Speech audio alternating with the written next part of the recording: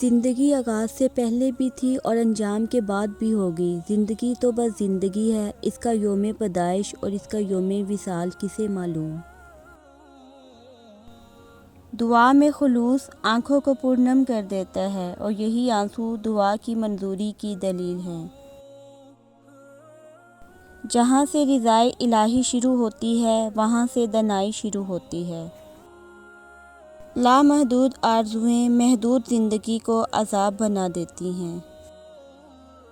خوشی دینے سے ملتی ہے اور محبت بھی دینے سے ملتی ہے، یہ مانگنے سے نہیں ملتی۔